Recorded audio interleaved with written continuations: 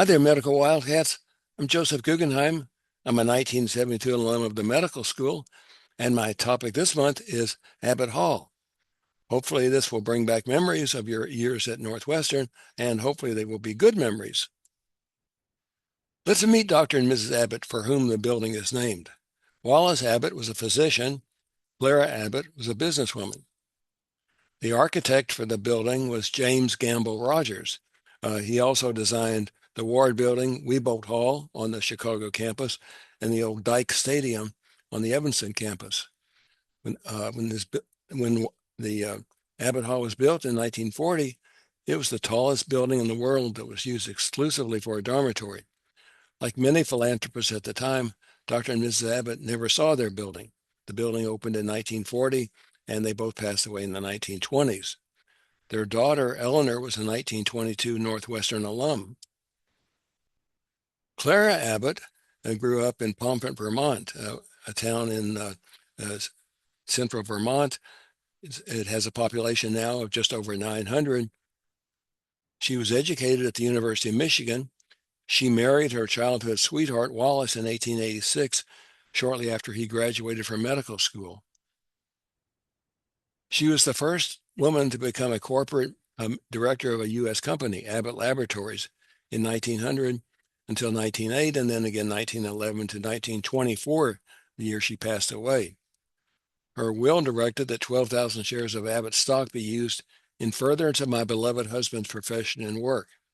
Her will provided for a dormitory on the Northwestern campus in Chicago and the establishment of a charitable foundation for the benefit of Abbott Laboratory employees.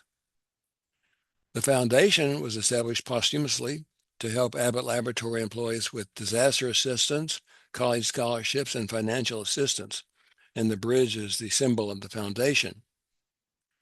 At her death in 1924, her estate consisted of less than $1 million, mostly Abbott Laboratory stock.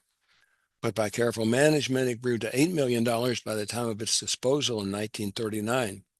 In addition to Northwestern, beneficiaries also included the University of Chicago and Evanston Hospital. Dr. Wallace Abbott was born in Bridgewater, Vermont, about 12 miles from Pomfret. It's also a small village of about 900 people. His parents were from old Puritan stock. He abstained from liquor and tobacco, saying that a lit cigarette is the tip of the devil's tail. He said laziness was worse than ignorance. At age 14, his father thought that Wallace had had enough schooling and sent him out in the fields to work. His mother argued that she and Wallace wanted him to become a physician, so he returned to school, earning his degree at Dartmouth College and paying his own way. After graduating from Dartmouth, he enrolled at the University of Michigan and graduated in 1886. His initial practice after medical school was in Rutland, Vermont, in southern Vermont. The Abbotts then moved to a two-story flat in the Ravenswood area in the near north neighborhood of Chicago in 1886. Wallace had bought a retiring practice, a physician's practice that when he was retiring, which included a drugstore for about $1,000. At that time, many physicians owned their own drugstore and even made their own pharmaceuticals. He was appalled by the quackery of other physicians and marketing of bogus drugs.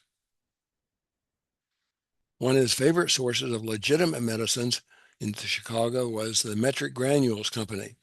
And one of their senior salesmen, William Thackeray, introduced Abbott to the Burgrave method. Burgrave was a Belgian physician who had a treatment method called alkaloidal therapy, also known as dosimetry. Burgrave introduced the use of dosimetry, which was delivering medications in solid tablets instead of liquids. He named these tablets granules instead of liquids. The active ingredient in the granules was named the alkaloidal, not alkaloid, but alkaloidal.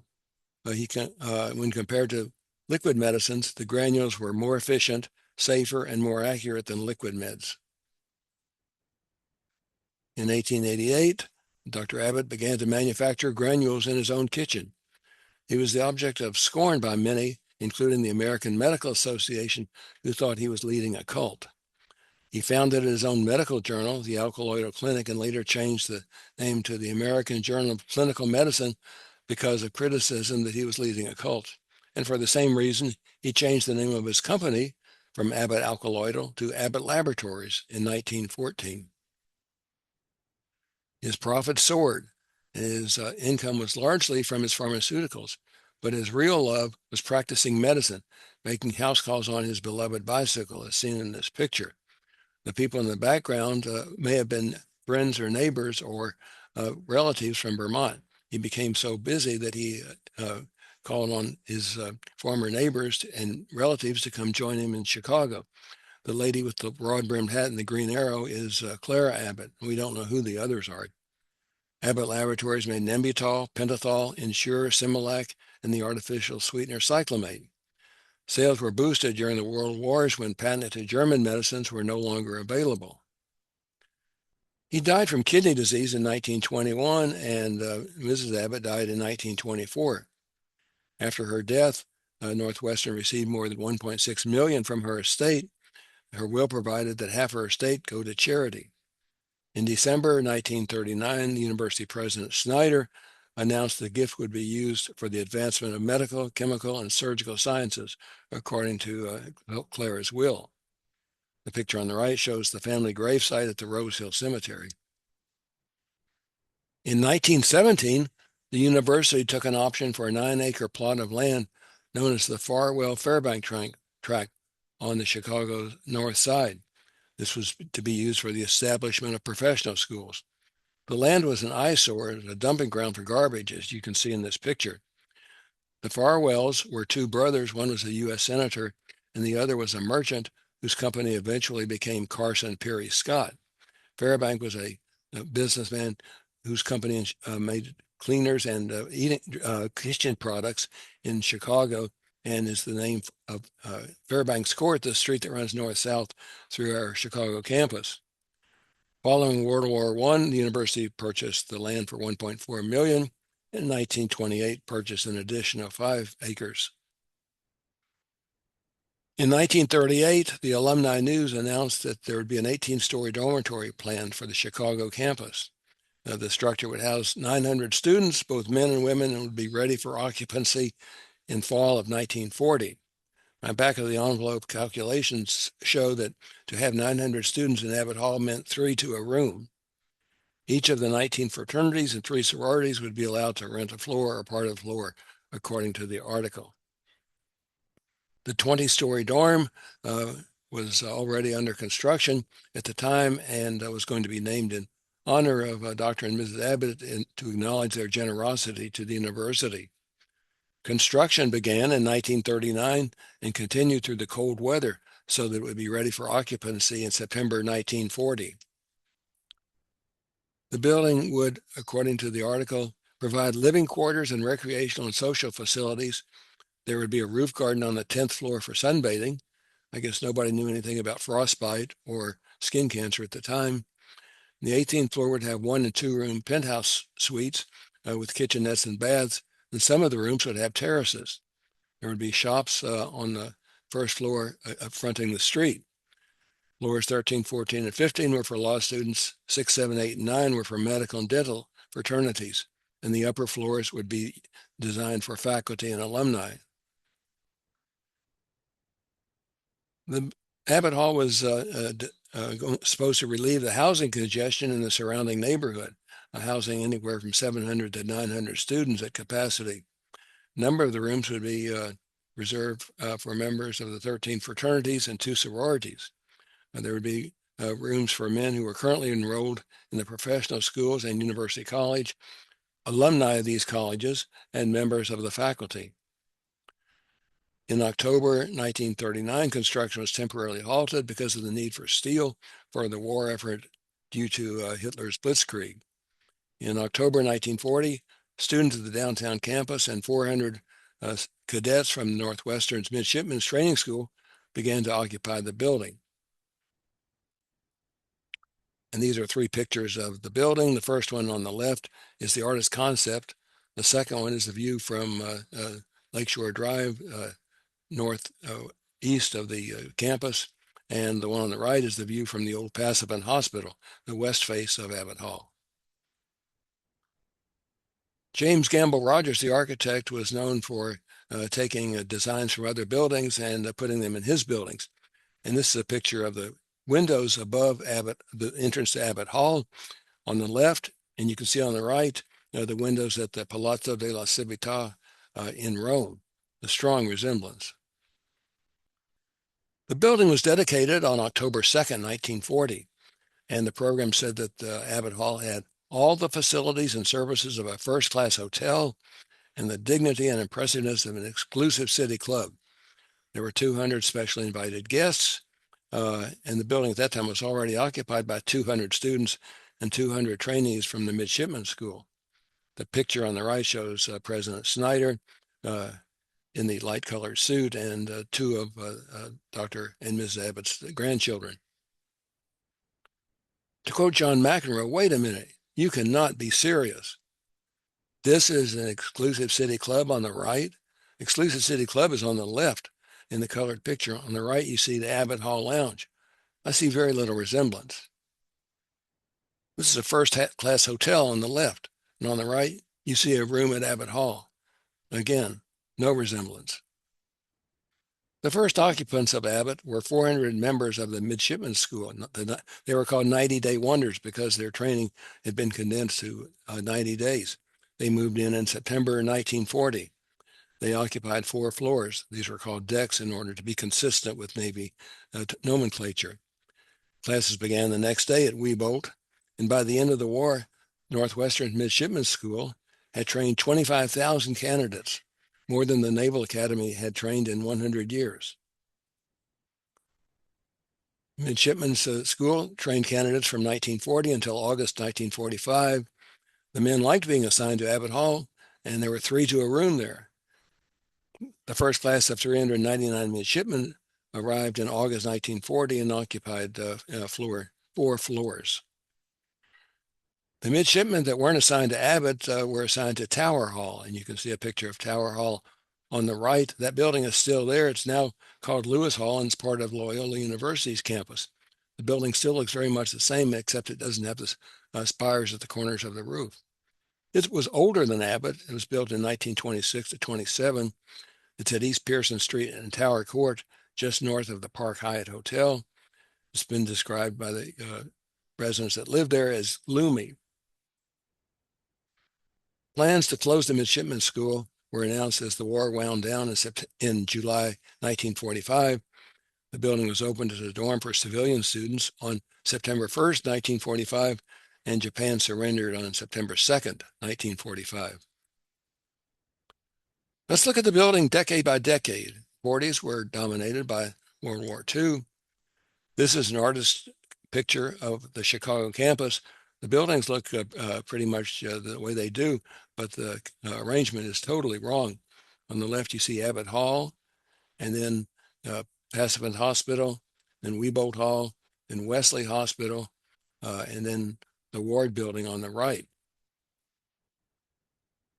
On the first floor of Abbott were a 5-chair barbershop, a cleaning and pressing place, a haberdashery to buy men's clothing. You could buy a button-down shirt for $4.50 called the Abbott Hall.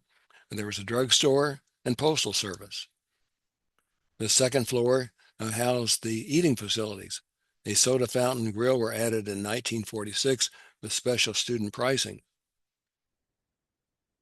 In the basement were bowling alleys, a ping pong table, squash court, handball court, and exercise facilities. And this was called a well-equipped athletic room. "You cannot be serious," to quote John McEnroe again. And then came the 50s. This is an article from the Daily Northwestern. You can see in the bottom corner that cigarettes were advertised. Rooms were $30 and up per month. So after your workout in the well-equipped athletic facilities, you could go have a cigarette. According to the Daily Northwestern, floors 13, 14, and 15 were for law students, and other students were not allowed there because the law students would try cases in the wee hours of the morning, making so much noise that they would be disturbing other students. For years, the Tribune said that dorms were only for men, the Daily Northwestern said they were co-ed.